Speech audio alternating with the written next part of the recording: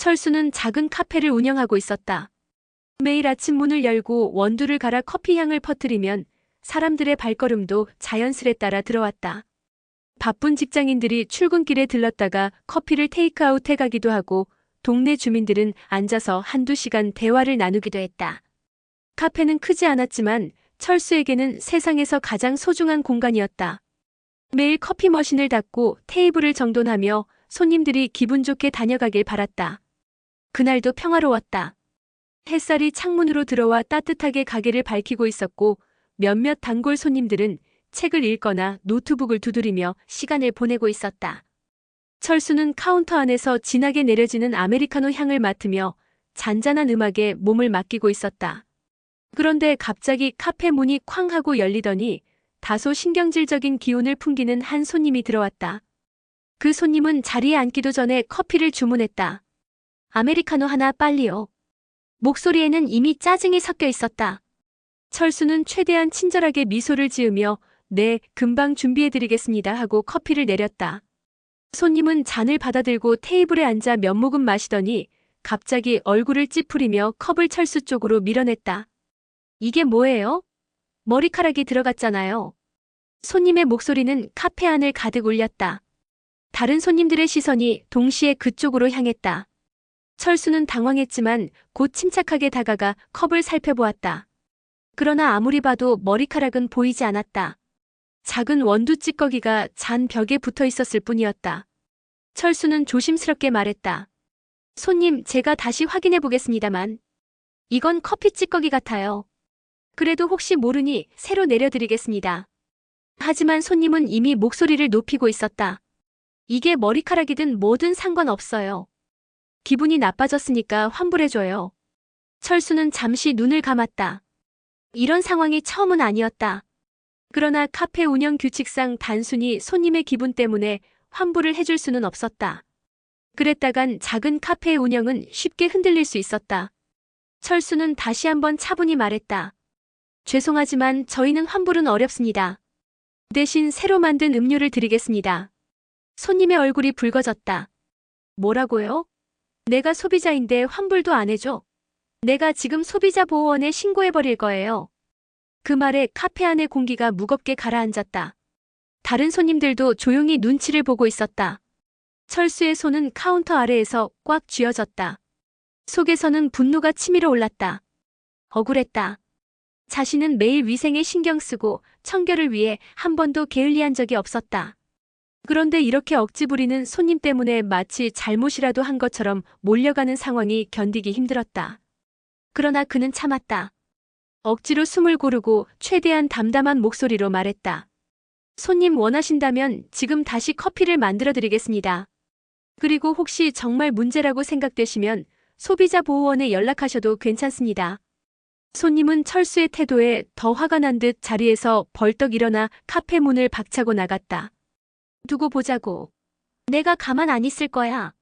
라는 말이 들렸다. 문이 닫히자 카페 안은 다시 고요해졌다. 철수는 깊은 한숨을 내쉬었다. 손에 잡히는 것은 분노와 허무함 뿐이었다. 왜 이렇게까지 억지를 부리는 손님이 있는 걸까? 그는 잠시 카운터에 기대어 마음을 진정시켰다. 그때 한 단골 손님이 다가와 조용히 말을 걸었다. 사장님 신경 쓰지 마세요. 다 봤어요. 머리카락 같은 거 없었잖아요. 괜히 억지 쓰는 거예요. 그 한마디에 철수는 마음 한켠이 조금 풀렸다. 그래, 억울해도 누군가는 알아주는 사람이 있었다. 그는 다시 정신을 다잡고 커피 머신을 닦으며 스스로에게 다짐했다. 이 작은 카페를 지켜내려면 감정에 휘둘려선 안 돼. 억울해도 참고 또 버텨야지. 철수는 그날 밤 늦게까지 카페를 정리했다.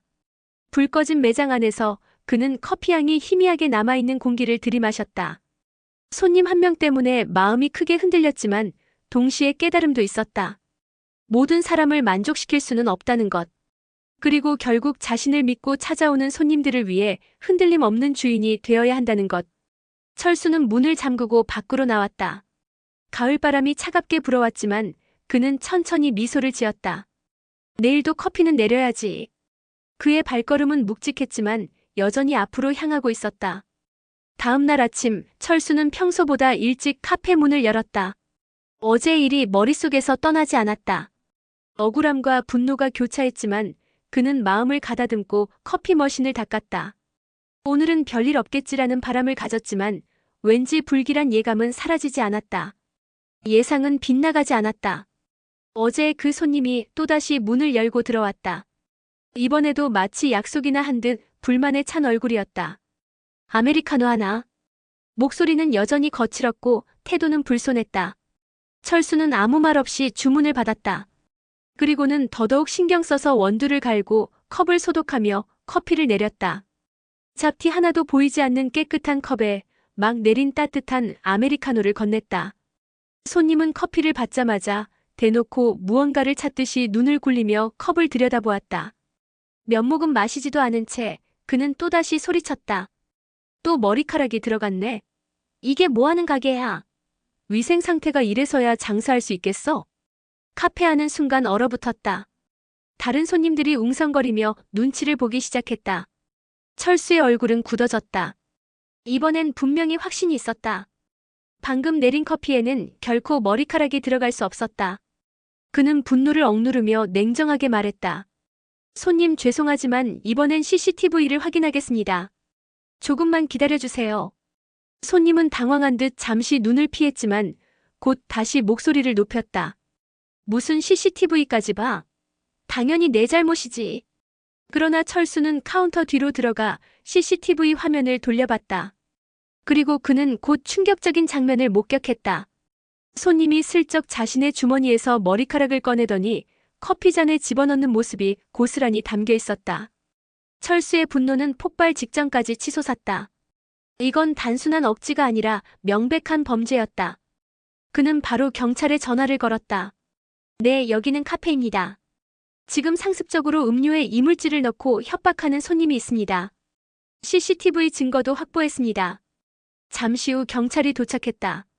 상황을 파악한 경찰은 손님을 현장에서 바로 연행했다. 손님은 끝까지 발뺌하려 했지만 CCTV 영상이 모든 것을 말해주고 있었다. 영상 속 그의 손동작은 너무나 명백했고 변명의 여지가 없었다. 결국 그는 경찰서에서 모든 사실을 자백할 수밖에 없었다. 조사 과정에서 드러난 것은 더욱 충격적이었다. 이 손님은 단순한 진상이 아니라 상습범이었다. 여러 카페와 음식점에서 같은 수법으로 환불을 요구하거나 협박해 합의금을 받아온 전력이 있었다. 이미 비슷한 피해를 본 업주들의 신고가 여기저기에서 접수되고 있었다. 경찰은 철수에게 물었다. 피해자분 혹시 선처를 원하십니까? 철수는 단호하게 대답했다. 아니요. 선처는 없습니다. 저뿐만 아니라 다른 자영업자분들도 피해를 보셨잖아요. 저는 끝까지 법의 심판을 받게 하고 싶습니다. 손님은 법의 심판대에 섰다. 상습적인 사기와 협박으로 결국 실형을 선고받았다. 재판 과정에서 변호인은 합의를 권유했지만 철수의 입장은 변하지 않았다. 저는 용서할 생각이 없습니다. 합의는 불가능합니다. 그러나 법원의 권고로 최소한의 절차적 합의를 거쳐야 했다. 결국 손님은 합의금을 지불했고 그 돈은 철수의 손에 들어왔다. 철수는 그 돈을 쥐고 깊은 고민에 빠졌다. 이 돈을 개인적으로 쓸 수는 없었다. 억울함과 분노 속에서 얻은 돈이었지만 자신에게는 의미 없는 금전이었다. 그는 결심했다. 이건 나를 위해 쓰는 돈이 아니야. 철수는 지역 보육원을 찾아가 합의금을 전액 기부했다. 아이들이 조금 더 따뜻하게 생활하고 필요한 교육을 받는 데 쓰이기를 바랐다. 보육원 관계자는 눈물을 글썽이며 말했다. 정말 감사합니다. 이런 도움은 아이들에게 큰 힘이 될 거예요. 철수는 비로소 가슴속 응어리가 풀리는 것을 느꼈다. 억울하게 당한 일은 결코 가벼운 일이 아니었다. 그러나 그는 그 상처를 의미 있는 선행으로 바꾸었다. 그렇게 함으로써 비로소 자신의 자존심도 지켜낼 수 있었다. 그날 저녁 카페 창문 너머로 노을이 지고 있었다. 철수는 조용히 커피를 내려 한 모금 마셨다. 쓰지만 따뜻한 커피 맛이 입안에 퍼졌다. 그는 혼잣말처럼 중얼거렸다. 사람은 참 다양하다. 억지로 남을 괴롭히는 사람도 있고 또 억울해도 꿋꿋이 버티는 사람도 있지. 나는 후자가 되어야지. 그래야 이 카페가 오래 살아남을 수 있을 거야. 그의 눈빛은 단단해졌다. 다시 평화로운 일상이 시작될 준비가 되어 있었다. 그리고 그날의 사건은 철수에게 더 큰 깨달음을 남겼다. 위기는 언제든 찾아올 수 있지만 그것을 어떻게 받아들이고 대응하느냐가 결국 자신의 삶을 바꾸는 법이라는 사실에. 철수는 카페 불을 끄며 속으로 다짐했다. 내일도 문을 열자. 그리고 오늘처럼 더 당당하게 살아가자.